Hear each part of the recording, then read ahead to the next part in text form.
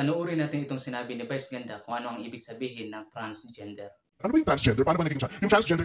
Yung gender kasi, dinidecide mo yun for yourself. Yung pag nag-transition ka, yung transgender, yung gender mo, hindi na ipinabase kung ano yung gender assigned to you at birth. Okay. Di ba? Kasi dati ano lang naman di ba? Yung binary lang naman ng sexuality, either male or female. Tapos yun, binabase ng doktor kung ano yung gender assigned to you at birth. Di ba pag sinabi, tinitingin organ, yung Physical. male, female, doon lang binabase. Sa paglaon ng panahon, yung may-ari ng katawan ang nakakaramdam at magsasabi sa kanya ano ang gender niya, nang hindi binabase sa gender assigned to them at birth. So siya, naramdaman niya, hindi na ugma ang kanyang pakiramdam at pagkakakilala at pagkakaunawa sa sarili mo doon sa gender assigned to you at birth. Kaya siya nag-transition. Hindi ako male, base sa aking organ. I am female, so I am transitioning to becoming a female person. Di ba dati- Transgender woman siya. Naging issue yun yung saan sila mag-CCR, di ba? Yes. Sa pang lalaki ba o sa pang babae? Yes. Kaya ang hirap din para sa inyo, di ba, yung mga ganang klase. Kaya sinabi niya, ay nagka-crush ako sa lalaki. So naramdaman niya, babae ako. Di ba? Babae ako. Kaya sabi, babae ako. So mag-transition ako. Ito yung gender ko. Nag-decide siya, nag-choose siya na yun yung gender ko. She decided for herself.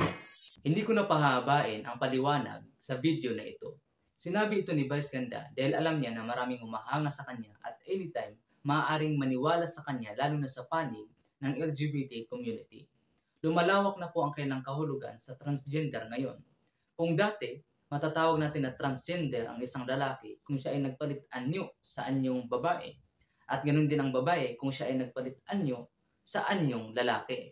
Ang lalaki ay nagtanggal ng kasarian at nagpalagay ng hinaharap at ang babae nagpalagay ng hinaharap at nag-anyong lalaki. Ngayon naging malawak na po na kahit nasa anyo kang lalaki pero nararamdaman mo na ikaw ay babae sa feelings, nakagusto ka sa kapwa lalaki at ganoon din sa babae, nakagusto sa kapwa babae, yun ay matatawag na transgender ayon kay Vice Ganda.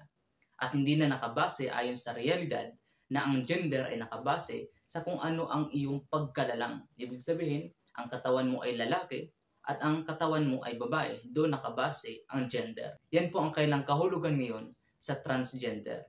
Hindi na po naaayon sa katotohanan. Ang identity ng tao or gender ay makikita sa pagkalalang ng Diyos sa Kanya. Hindi po magkakamali ang Diyos sa paglalang sa tao. Kung ikaw ay ipinanganak na lalaki, ibig sabihin lalaki ka at hindi kailanman magiging babae.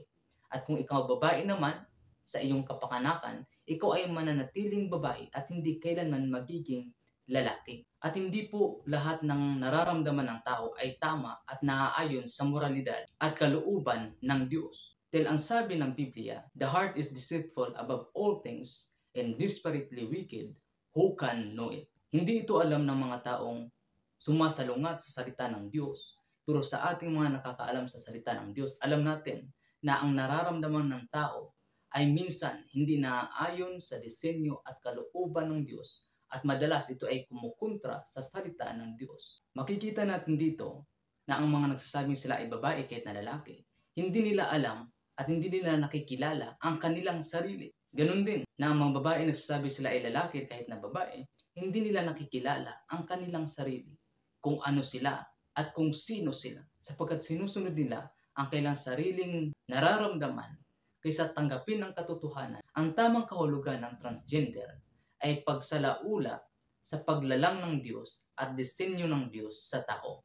Dahil sa panimula pa lang, ang Diyos ay lumalang ng babae at lalaki lamang at wala pong tinatawag na third gender sa Biblia sapagkat malinaw, babae at lalaki lamang ang nilalang ng Diyos.